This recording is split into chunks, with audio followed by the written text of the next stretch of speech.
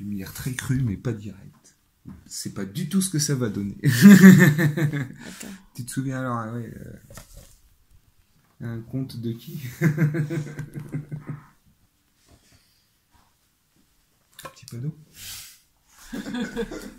Pendant ce temps-là, ça filme. Ah bon? Bah oui. Ouais, vas-y, laisse. Première tentative de discussion bédopolitique. Bédopolitique, c'est ça que t'as dit? Ouais, c'est ça, non?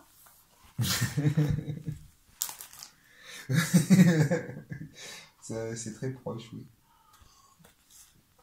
Sur, Qui est parti d'une vidéo d'Usul qui racontait un ancien conte de... le conte de Noël de Dickens, dont j'ai perdu le nom. Mais enfin, voilà, il y a l'esprit du passé, l'esprit du présent, l'esprit du futur. Et voilà. De toute façon, on mettra le lien sous la vidéo. Parce qu'on est des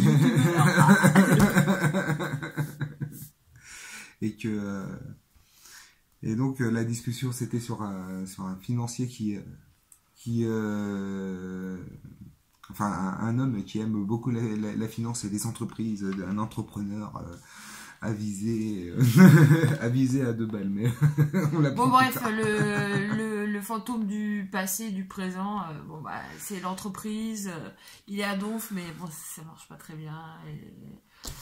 Et voilà, et puis bah, vient le moment du fantôme du futur, et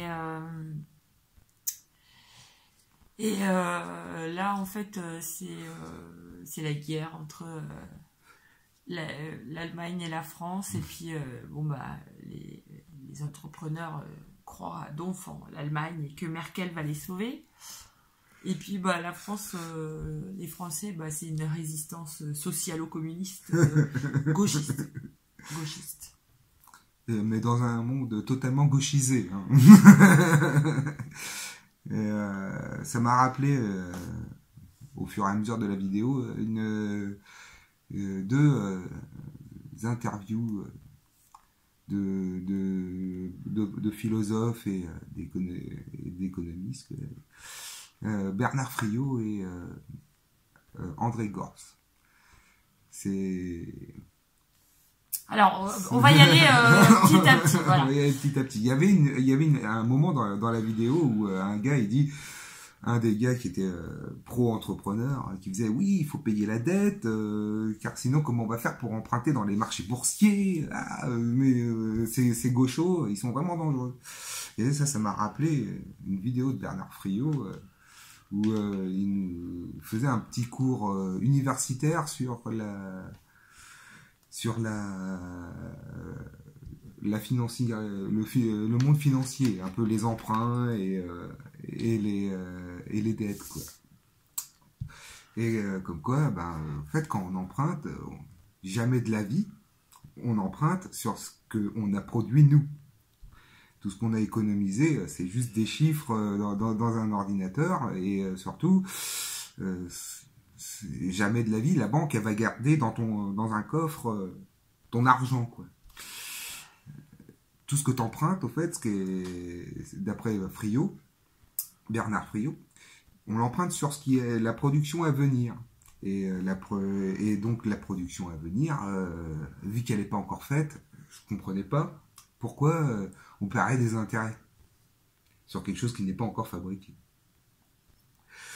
Ce sur quoi nous avons enchaîné sur André Gorz, qui lui nous expliquait pourquoi on était dans une telle merde aujourd'hui, avec la montée des nationalismes et aussi l'écologie dans tout ça. L'écologie, d'après André Gorz, ne peut pas se lier avec le capitalisme. C'est pas possible. Il faut forcément arrêter le consumérisme et on peut pas consommer parce que ça veut dire exploiter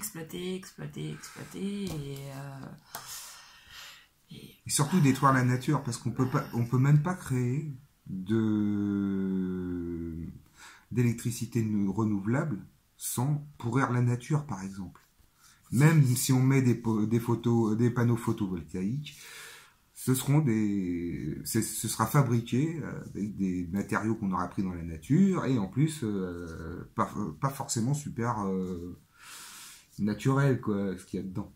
Ouais. Je suis pas tellement d'accord parce que tu vois, bon les éoliennes, c'est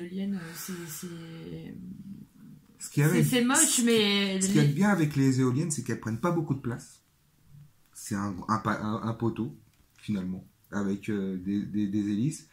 Et je pense qu'il y a beaucoup de métal, certes, mais il y a aussi beaucoup de carbone.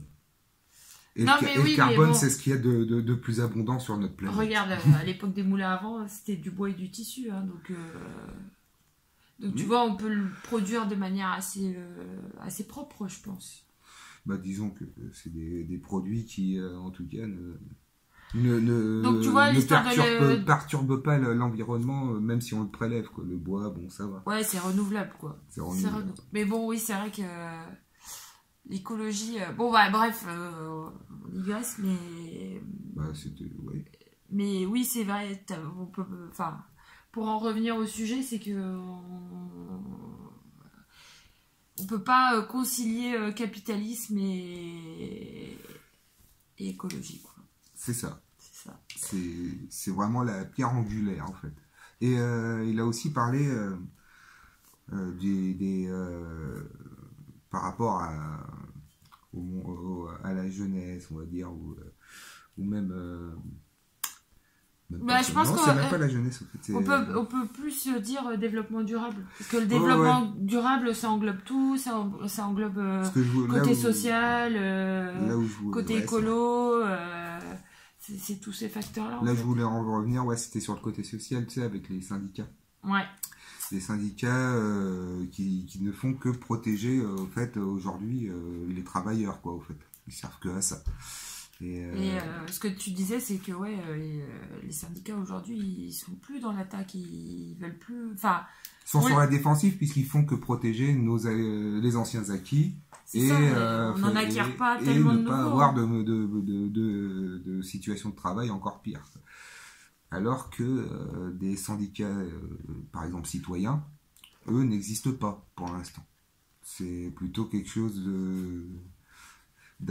qui est assuré par des associations, des fondations,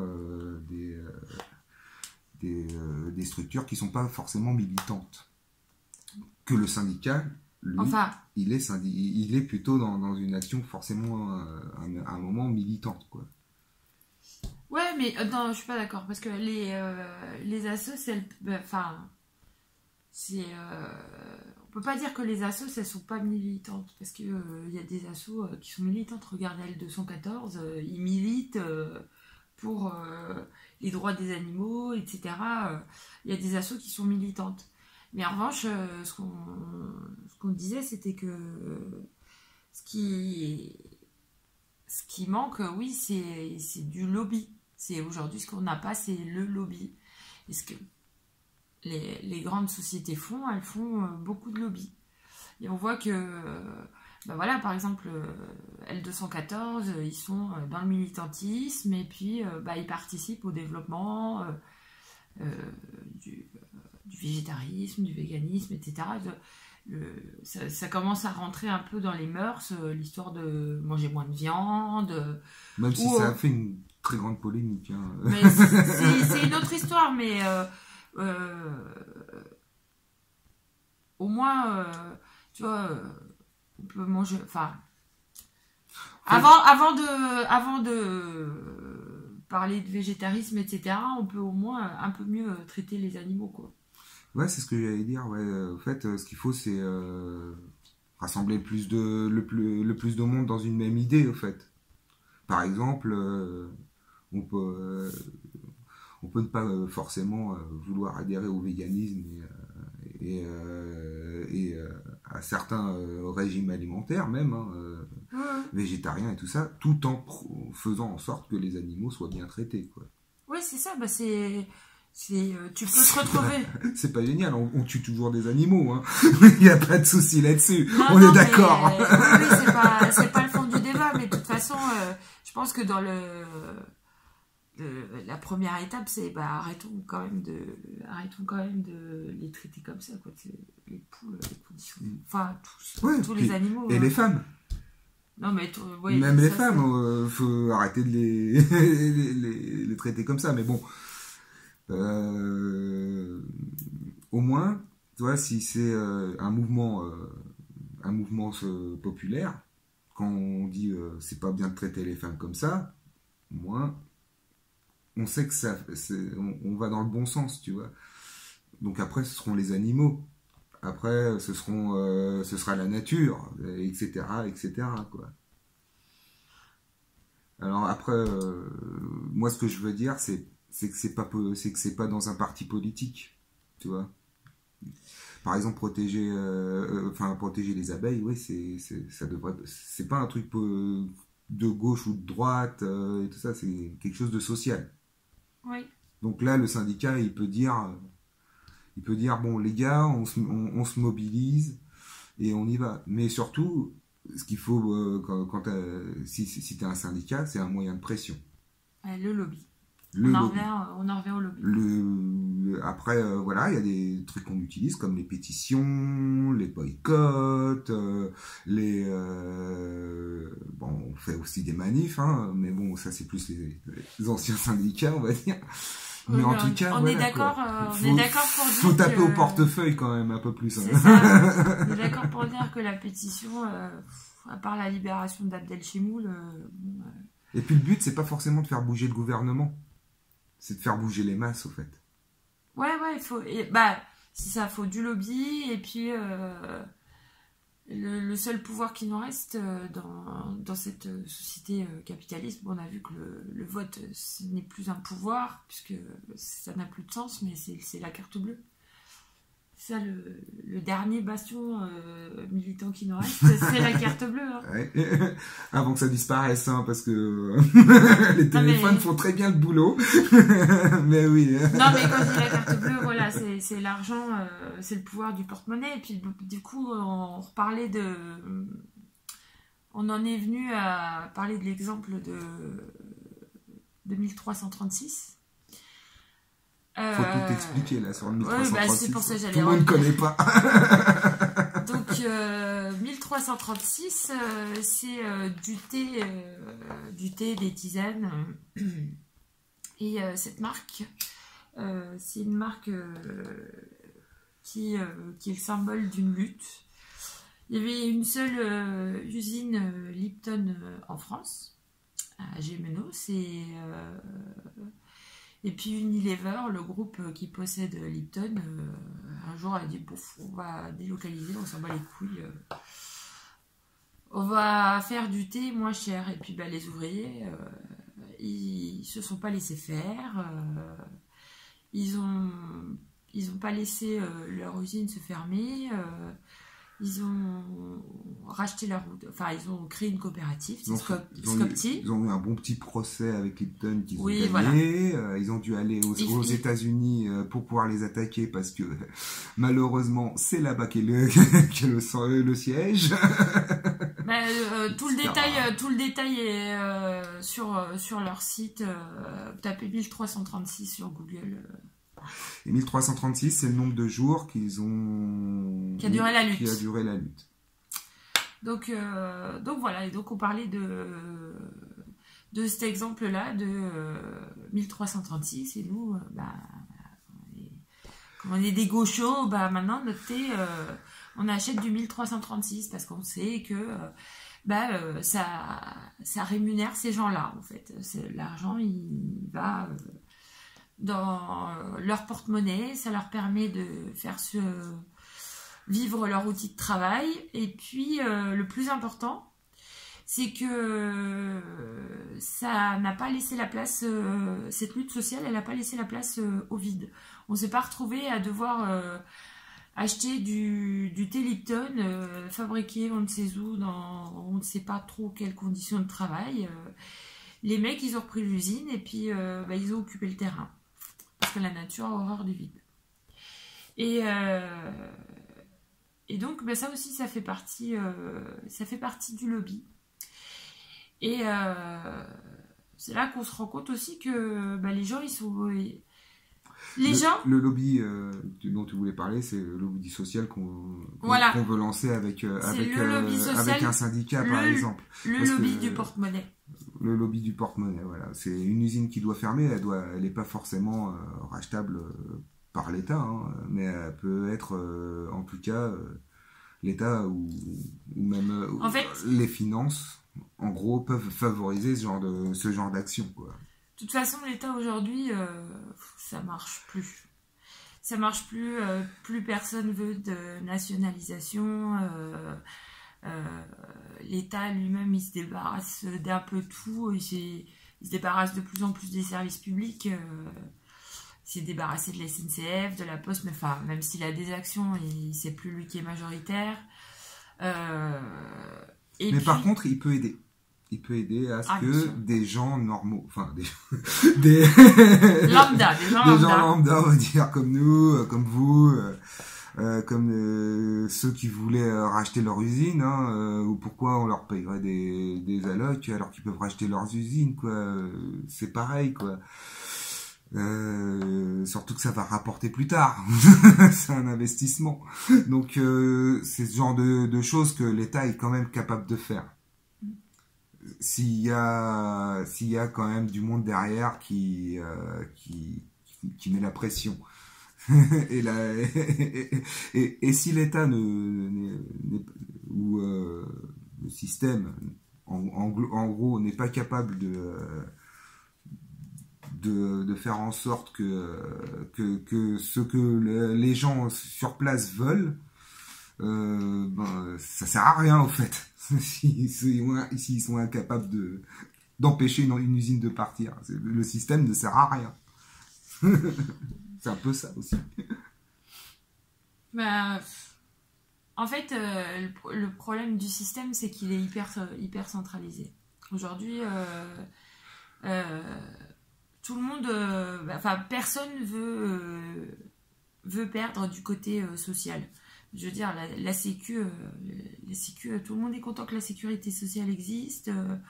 Ce qu'on aimerait, c'est qu'elle rembourse encore plus, de ne pas avoir de mutuelle à payer, que ce soit centralisé, que tout soit remboursé, et puis on se prend plus la tête.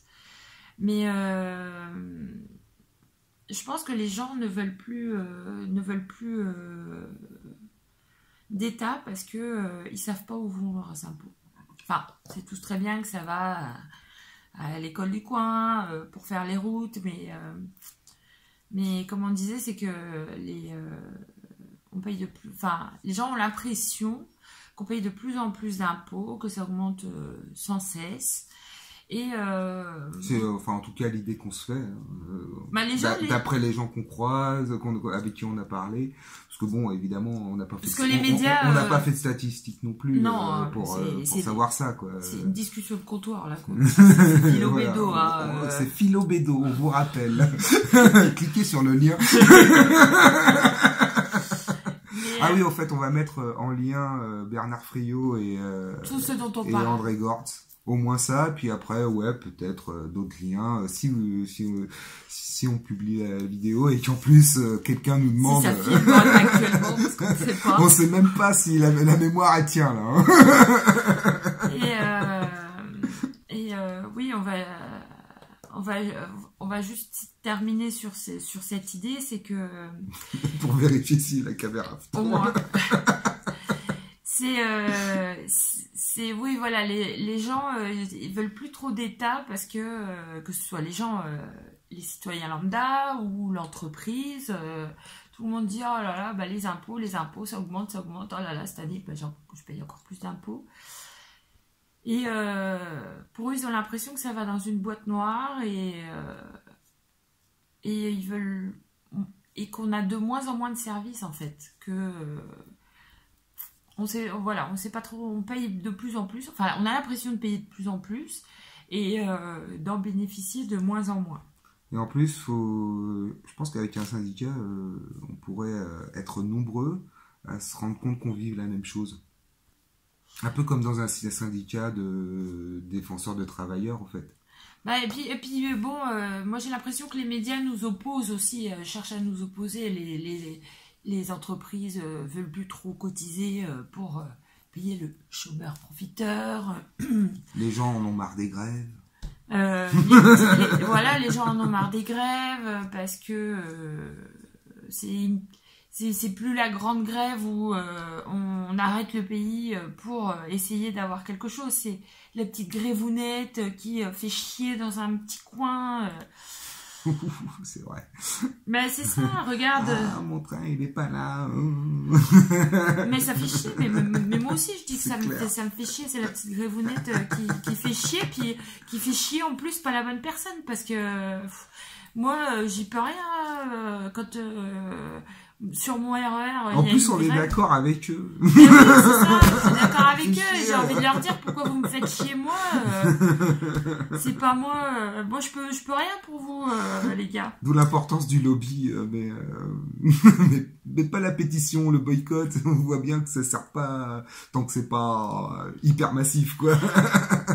Et en fait, moi, je pense que les gens ne deviennent pas de plus en plus radins, etc. Parce que, bon, en ce moment, on regarde beaucoup YouTube et puis on voit bien que y a plein de mecs, plein de petits mecs qui arrivent à vivre de Tipeee. Et on se rend compte que les gens, ils sont prêts à donner. Puis quand on voit l'essor de sites participatifs comme Ulule, KissKissBankBank, ce genre de... Enfin, je sais pas s'il existe encore ce site, mais bref, il y a une belle économie participative. Et puis là, on se rend compte que les gens, ils sont prêts à donner. Et les youtubeurs aussi, parce que ils sont pas forcément bien payés, mais ils le font quand même de faire des vidéos de qualité. Oui. S'il vous plaît. Et vive donc, le YouTube français, hein, franchement. Donc, en fait, les gens, ils sont généreux et puis ils sont prêts à donner pour un projet social pour lequel... Quand ils savent ce qu'ils font, ouais, quand voilà. ils savent ce qu'ils payent. Quand ils se reconnaissent aussi dedans. Et je pense que c'est le problème de l'État aujourd'hui. C'est que et des journaux. Ah, non, mais on va pas rentrer dans ce que les médias nous racontent. Non, mais ouais, mais c'est lié. Oui, c'est lié, mais je pense que ça mérite un... Parce que bon, il y en a qui pourraient faire leur boulot d'un côté comme de l'autre. Hein. Oui, mais bon, l'État parler et les médias médiatisés, tout simplement. Les médias, ils sont un peu à l'agonie financière. Il faudrait déjà qu'ils puissent regagner leur indépendance avant de... Ça aussi, c'est un autre débat. En tout cas, on vous salue. On a été super content de vous faire profiter de Philo Bédo. Et on va filer au bed. On va filer au bed. Bonne nuit, les amis. Ou bonjour. Salut. Salut, quoi.